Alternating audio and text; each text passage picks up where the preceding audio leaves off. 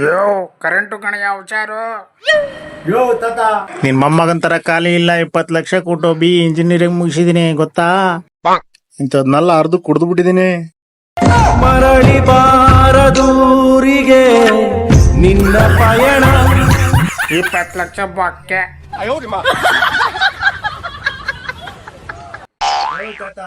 Cutting ಚೆನ್ನಾಗ್ ಮಾಡ್ತೀರಾ ಅಣ್ಣ? ಏನ್ ಹಂಗ್ ನೋಡ್ತಾ ಇದೀರಾ? ನನಗಲ್ಲ, ಅವ್ರಿಗೆ.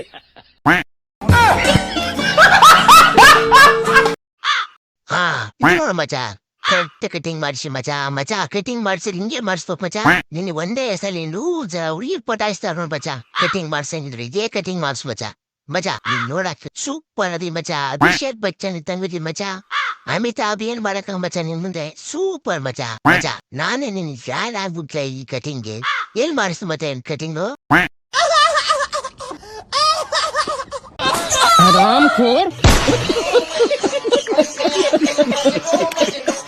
ಅಲ್ಲ, ಈ ಕಟಿಂಗ್ ಶಾಪ್ ಏನಿದೆ ಸ್ವಲ್ಪ ಹೇಳ್ತೀರಾ?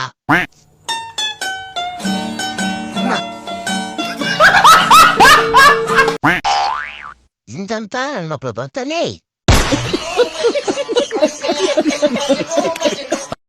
ಏನ್ ಬೇಕಣ್ಣ? ಅಣ್ಣ ಒಂದು ಶಾಪ್ ಕೊಡಿ. ಸಂತೂರ? ಇಲ್ಲ ಅಣ್ಣ, ಇದು ನಮ್ ಸಂತೂರ್ ಅಲ್ಲ, ಇದು ನಮ್ ಹೆಂಡತಿ ಊರು.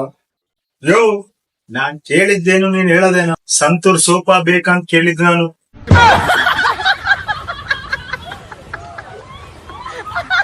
ನಮಸ್ಕಾರ ಸರ್. ನಮಸ್ಕಾರ. ನಾನೊಂದು ಫೇಮಸ್ ಆಯುರ್ವೇದಿಕ್ ಕಂಪನಿಯಿಂದ ಬರ್ತಾ ಇದ್ದೀನಿ. ಈ ಆಯಿಲ್ ನಿಮ್ ತಲೆಗೆ ಬಳಿದೆ ಸರ್. ಒಂದೇ ವಾರದಲ್ಲಿ 2 ಮೊಳ ಕೂದಲು ಬರುತ್ತೆ ಸರ್. ಬೇಡ ಕಣಯ್ಯ, ದಯವಿಟ್ಟು ಬಯಸಿ ಸರ್. ಅರೆ ಬ್ಯಾಡ, ಹೋಗಪ್ಪ. ದಯವಿಟ್ಟು ಒಂದ್ಸರಿ ಟ್ರೈ ಮಾಡಿ ನೋಡಿ ಸರ್. ನಾನ್ ತಗೊಂಡ್ ಎಲ್ಲಿ ಹಚ್ಕೊಂಡ್ಲು? Sorry sir, sorry sir. MTV city ಯುಗದಲ್ಲಿ ಖುಷಿಯಾಗಿರ್ಬೇಕು. ಹಂಗೆ ಸಬ್ಸ್ಕ್ರೈಬ್ ಮಾಡ್ರಪ್ಪ.